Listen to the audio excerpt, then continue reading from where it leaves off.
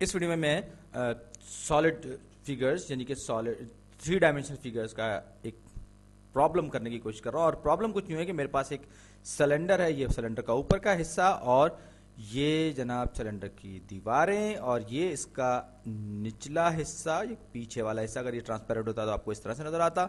और ये जो इसकी लंबाई या यूं कहिए कि इस सिलेंडर की जो ऊंचाई मुझे दी गई है यानी कि हाइट जो मुझे बताई गई है इस सिलेंडर की, आप इसे सोडा कैन भी समझ सकते हैं जिसमें कि कोल्ड ड्रिंक रखी जाती है। ये 8 सेंटीमीटर इसकी ऊंचाई है।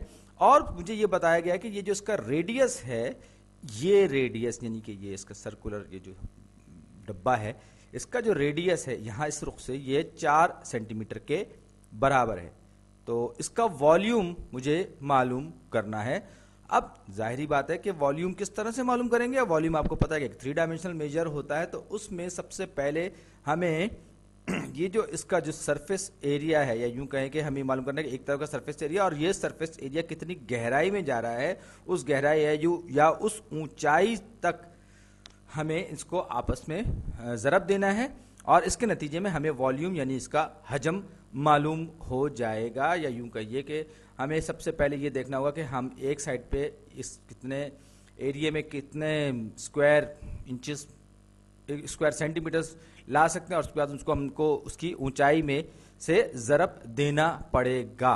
अब हम इसको ऊपर से देख रहे हैं, ये देखिए ये ऊपर से है तो ये एक दायरा ही होगा और इसका जो रेडियस है वो 4 सेंटीमीटर या 4 सेंटीमीटर के बराबर होगा।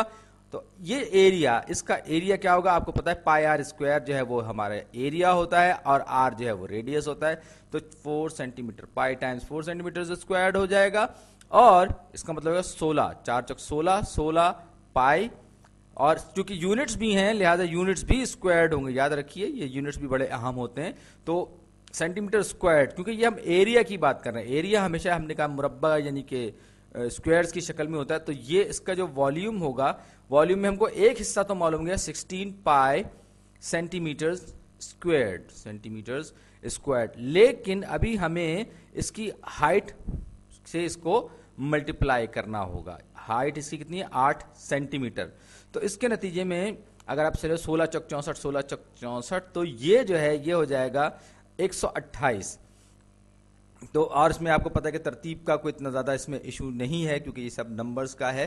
तो 16 अट्ठे 128 यानी कि 16 ज़रब 8 आपने होगा 128।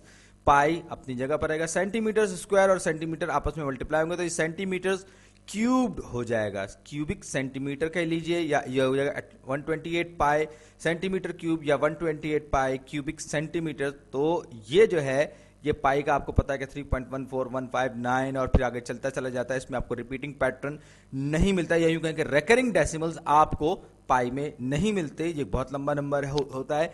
तो आप इसमें जो आपको मुनासिब लगे आप पाई की कीमत रख सकते हैं। बहरहाल आप इसको 8 को अपनी सहूलत के लिए 3.14 से ज़रब देंगे तो ये 400 से कुछ ऊपर का हिस्सा आपके पास आएगा।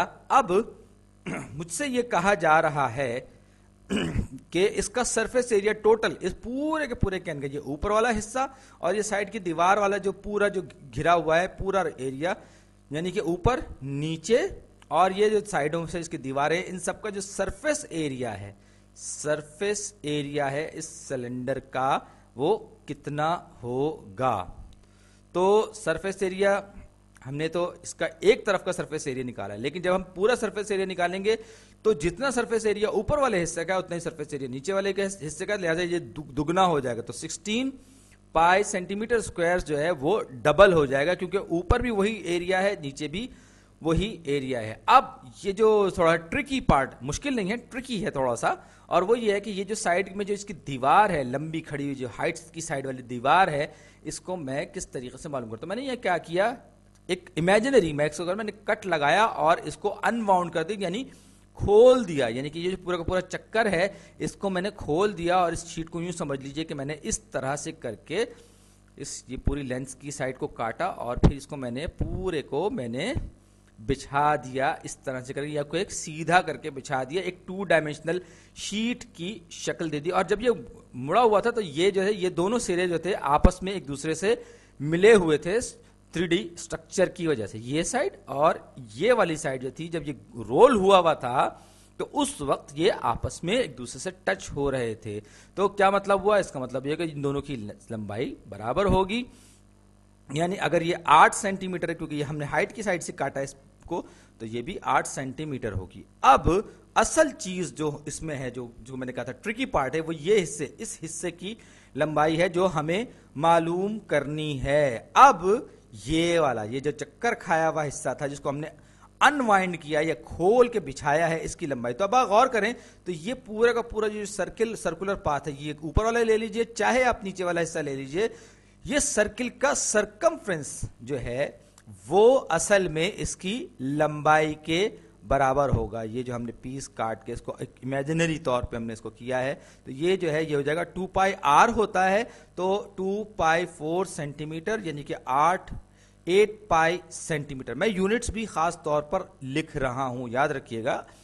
अब ये जो है ये साइड इसकी हो गई 8 पाई सेंटीमीटर, एक तरफ से 8 सेंटीमीटर, दूसरी तरफ से 8 पाई सेंटीमीटर। तो ये जो जिसको मैं शेड्स बनाने की कोशिश कर रहा हूं, अगरचे ये 2D पूरे का पूरा स्क्रीन है, इस पर मैं 3D ड्रॉ करने की कोशिश कर, लेकिन उम्मीद आप समझ रहे होंगे। तो ये जो साइड है, इसका जो एरिया है वो 8 पाई सेंटीमीटर बाय 8 सेंटीमीटर होगा। 8 सेंटीमीटर, ये तो इस साइड की लेंथ हो गई, जो हाइट वाली साइड है, और दूसरी 8 पाई सेंटीमीटर जिसको हमने अनवाइंड किया है उस साइड की। तो 8 × 64 64 पाई सेंटीमीटर्स आपस में मल्टीप्लाई होंगे तो सेंटीमीटर्स स्क्वायर्ड हो जाएंगे। तो ये जो सरफेस एरिया होगा इस पूरे के पूरे कैन का, या इस जिसको हमने सिलेंडर भी कहा था, बुनियादी तौर पर सिलेंड्रिकल शेप है, तो इसका जो है जो आपस में जमा हो जाएगा, 64 पाई सेंटीमीटर के साथ ये हो जाएगा जमा। तो ये हो जाएगा 16 दूनी 32, 32 पाई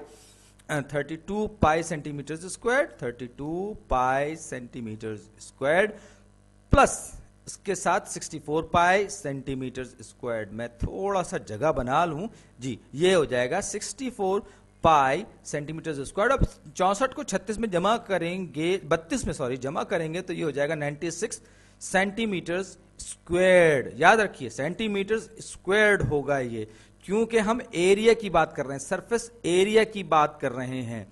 तो अगर हम पाई को 3.14514159 इस तरह से कुछ मान लें, तो ये 400 से कुछ ऊपर होगा। और ये दरअसल अगर हम बात करें एरिया की, तो ये 2 डायमेंशनल मेजर है, जो कि उन स्क्वायर्स के उसके बराबर है। अगर हम बात करें वॉल्यूम की, तो वॉल्यूम से मुराद दरअसल क्या है, वो 1 बाय 1 के वो क्यूब्स, उन क्यूब्स की तादाद है जो इस कैन के अंदर हम फिट कर सकते हैं। इमेजिनरी तौर पर ही सही, लेकिन इस तरह से। तो ये याद रखिए कि जब हम क्यूबिक सेंटीमीटर कहते हैं तो वो वॉल्यूम होते हैं, और